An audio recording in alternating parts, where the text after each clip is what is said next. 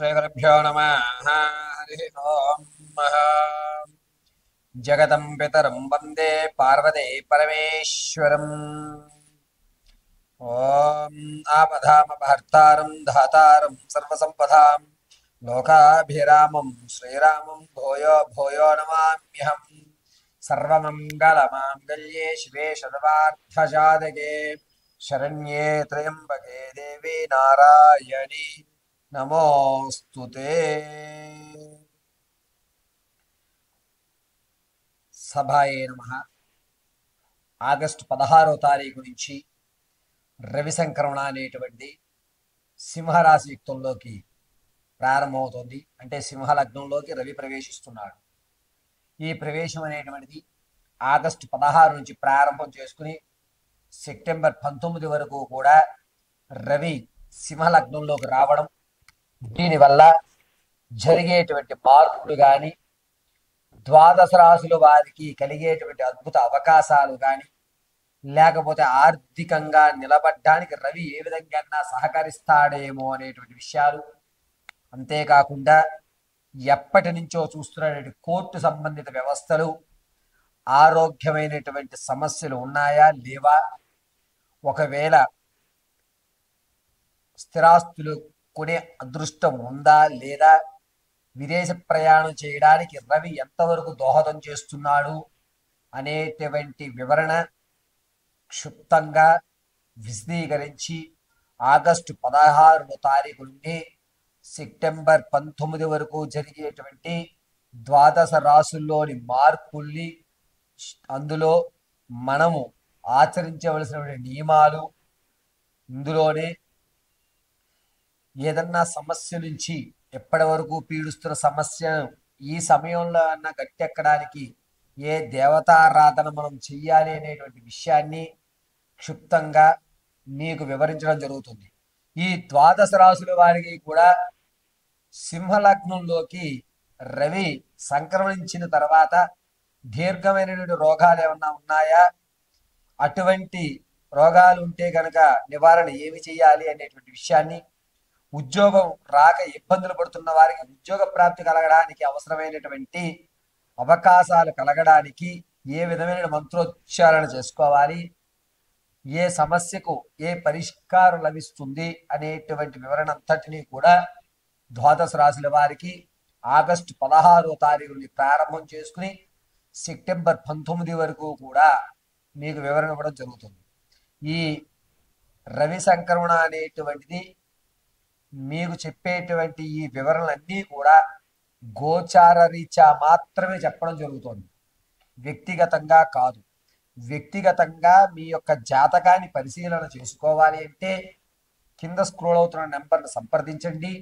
సంప్రదించి మీ యొక్క వ్యక్తిగత జాతకాన్ని తెలుసుకుని అందలి రవి అంతర్థంలో ఎవరున్నారు అనేటువంటి విషయాన్ని గ్రహించుకుని తగు శాంతులు కానీ, ఏ విధమైనటువంటి రాయిని మనం ధరిస్తే కలిసి వస్తుంది అనేటువంటి విషయాన్ని పరిశీలన చేసుకోండి.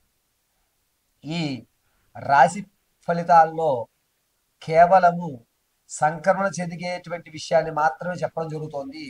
ఇందులో అంతర్దశ అనేటువంటిది ఏం జరుగుతోంది, దానివల్ల జరిగేటువంటి మార్పులు ఏమిటి, ఇందులో మనం ఏదన్నా వ్యక్తిగతంగా మారాలా, సమయాన్ని మనకి అనుకూలంగా ఏ విధంగా ఏ దేవతామూర్తిని ఆరాధిస్తే సమయం మనకు అనుకూలిస్తుంది, ఏ దిశగా మనం వెళ్తే మన యొక్క కార్యక్రమాలు దిగ్విజయం అవుతాయి, ఈ నెల రోజులు కూడా ఏ విధమైనటువంటి నియమాలు పాటించుకుంటే మనకి పాజిటివ్ వైబ్రేషన్స్ వస్తాయి, ఇంట్లో చికాకులు పోవడానికి ఈ నెల రోజులు ఏ విధమైన నియమాలు పాటించుకోవాలనేది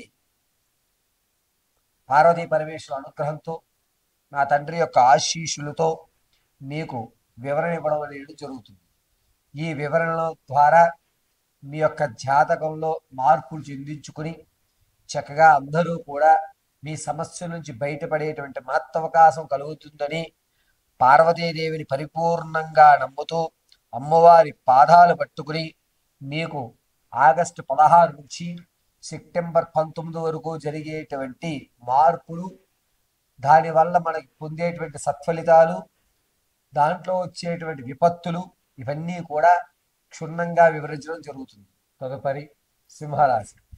సింహరాశి వారికి లగ్నంలోకి రవి సింహలగ్నంలోకి రవి ప్రవేశించడం వల్ల ఒక అద్భుతమైనటువంటి అవకాశం. ఇప్పటి వరకు కూడా మీరు అనుకోనిటువంటివి జరగడం, మీ యొక్క సిక్స్ సెన్స్ అనేటువంటిది అధికంగా లభించడం, అంటే అనుకున్నట్లు యాక్యురేటెడ్ గా జరిగిపోవడం, నేనే చెప్పాను కాబట్టి జరిగిపోయింది అనేటువంటి ఒక ఓవర్ కాన్ఫిడెన్స్ ఏర్పడుతుంది. కాన్ఫిడెన్స్ ఏర్పడడం వేరు, ఓవర్ కాన్ఫిడెన్స్ ఏర్పడడం వేరు. ఇక్కడ సింహరాశి వారికి ఆగస్టు 19వ తారీఖు నుంచి సెప్టెంబర్ 20 తారీఖు వరకు కూడాను ఓవర్ కాన్ఫిడెన్స్ అనేది ఏర్పడుతుంది. రవి సింహలగ్నంలోకి రావడం, అందులోనూ కేతువు సెప్టెంబర్ 3వ తారీఖు నుంచి ఖాళీగా ఉండడం, వీరు ఇరువురిని కూడా కుజుడు స్వక్షేత్రం నుంచి చూడడం అనేటువంటి అద్భుతమైన అవకాశంగా చెప్పచ్చు. ఎన్నాళ్ళ నుంచో పీడిస్తున్నటువంటి కోర్టు సమస్య పటాపంచలు అవ్వడం జరుగుతుంది. విదేశాల్లో ఇబ్బంది పడుతూ స్థిరత్వం కోసం చూస్తున్న వారికి విదేశాల్లో స్థిరత్వమైన ఉద్యోగం అనేటువంటి ఖచ్చితంగా సింహరాశి వారికి ఆగస్టు 20వ తారీఖు నుంచి 29వ తారీఖు మధ్యలో జరుగుతుంది. అంతేకాకుండా ఎప్పటి నుంచో మీ కోరికగా ఉన్నటువంటి స్థలాన్ని కానీ లేకపోతే ఇళ్ళని కానీ ఏదైతే కొనుగోలు చేద్దాం అనుకుంటున్నారో అది ఖచ్చితంగా కొనుక్కునేటువంటి అవకాశం ఏర్పడుతోంది. మహత్ అవకాశం సింహరాశి వారికి ఆగస్టులో ఏర్పడుతుందని చెప్పచ్చు. రవి సంక్రమణ, అందులోనూ సింహలగ్నంలోకి చంద్రుడు నీచ స్థానంలోంచి చూస్తున్న, శనీశ్వరుడు ఉచ్చస్థానంలోనూ ఉండడం వల్ల ఈ సింహరాశి వారికి అద్భుతంగా ఈ ఆగస్టు నుంచి సెప్టెంబర్ వరకు కలిసి వస్తున్న కాలం. మీరు బిజినెస్ ప్రారంభం చేద్దాం అనుకుంటే కనుక ఖచ్చితంగా వ్యాపారాన్ని ప్రారంభం చేసుకొని ఎటువంటి ఇబ్బందులు లేకుండా అభివృద్ధి చెందుతూ ఉంటారు. సింహరాశి వారికి ఈ నెలాఖరు చివరిలో, అంటే ఆగస్టు నెల చివరిలో చెవు నరాలకు సంబంధించి కొంచెం ఇబ్బందులు కలుగుతూ ఉంటాయి. ప్రమాదంలో దగ్గరికి వచ్చేసరికి ఈ భాగం మాత్రం, అంటే కుడివైపు భాగంలో ఉన్నటువంటిది మాత్రం కొట్టుకుపోయి ఈ చెవుల దగ్గర వచ్చేటువంటి ఇబ్బందులు ఎక్కువ కలిగేటువంటి అవకాశం ఏర్పడుతుంది. వినికిడి శక్తి కోల్పోవడం అనేటువంటిది కూడా సింహరాశి గారికి లభిస్తూ ఉంటుంది. కాబట్టి చాలా జాగ్రత్తగా ప్రయాణాలు చేసినప్పుడు ఉండండి. అది కూడా సెప్టెంబర్ మొదటి వారం నుంచి 19వ తారీఖు వరకు కూడా చాలా జాగ్రత్తగా ఈ సింహరాశి వారు ఉండాలి. సింహరాశి వారికి సింహలగ్నంలోకి రవి ప్రవేశించడం వల్ల అద్భుతమైనటువంటి అవకాశాలు వస్తాయి.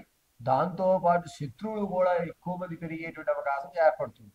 ఈ శత్రువులు పెరగడం వల్ల నాకు కాబట్టే ఎక్కువ మంది శత్రువులు ఉన్నారు అంటే నేను ఏదో సాధిస్తున్నాను కదా అనేటువంటి ఒక కాన్ఫిడెన్స్ లెవెలే తప్ప వారి వల్ల నాకు ఇబ్బంది ఉంటుంది అని ఆలోచించేటువంటి విచక్షణను కోల్పోతుంటారు.